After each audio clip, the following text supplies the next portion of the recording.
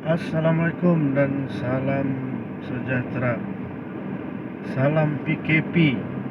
Semoga semua dalam keadaan selamat untuk melawan COVID-19. Jadi apa kabar semua? Hari ini mau share sedikit pasal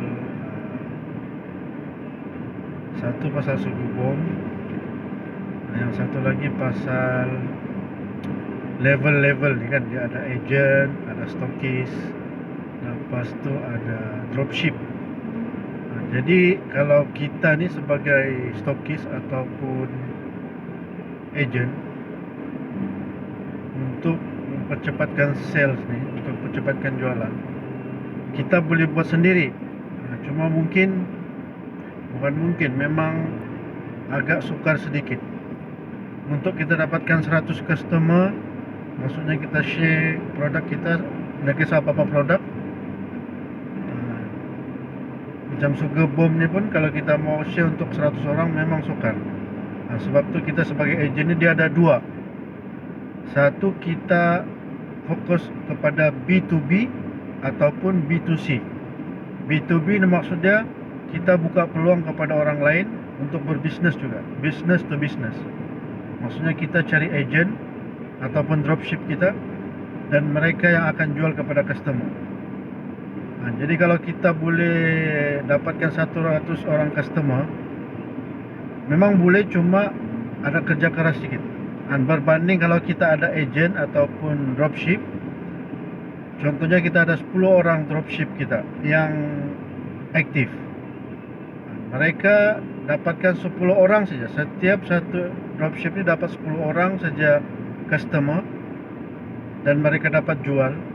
Kalau 10 kali 10, 100 orang. Walaupun kita sebagai stokis, tapi jualan tetap sama. Mungkin keuntungan akan bagi. Maksudnya untuk stokis, kita akan bagi sedikit keuntungan kepada dropship. Memang macam rugi, tapi sebenarnya kita menjimatkan masa kita, jimatkan kita punya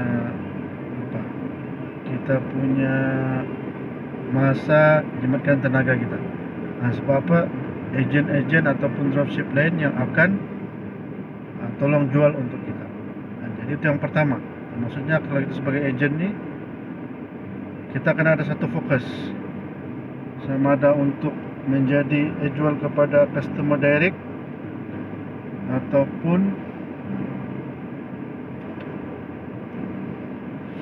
jual, maksudnya kita cari buka peluang kepada orang lain untuk jadi dropshipper ataupun agent. Jadi kita berbagi keuntungan pada masa yang sama, kita jimatkan masa, jimatkan tenaga kita. Itu yang pertama pasal agent ataupun dropship, kalau kita sebagai stokis ataupun agent. Yang kedua, kenapa kita kena simpan stok? Ini simpan stok ni bukannya untuk, maksudnya untuk saja menghabiskan produk, tapi sebenarnya mentaliti orang ni, orang akan lebih cepat membeli kalau sekiranya barang tu ada depan mata. Jadi kita buat promosi secara online. Walaupun online, kalau kita cakap macam pre-order, mungkin orang akan order juga, tapi dia punya peratus tu amat sedikit.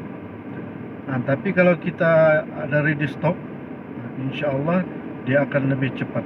Maksudnya ready stock ni lagi cepat kita mendapatkan customer, lagi cepat kita membuat jualan. Jadi insya-Allah, jadi begitulah lebih kurang perkongsian kita hari ini. Sebagai agent kena melantik dia punya dropshipper, kan.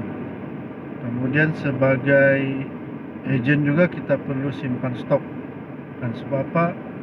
Dropshipper kita ni dia akan order, jadi senang untuk kita bahagi-bagikan stok kepada mereka. Jadi insyaAllah kita akan berjumpa lagi, video akan datang. Salam PKP. Anda semua hebat.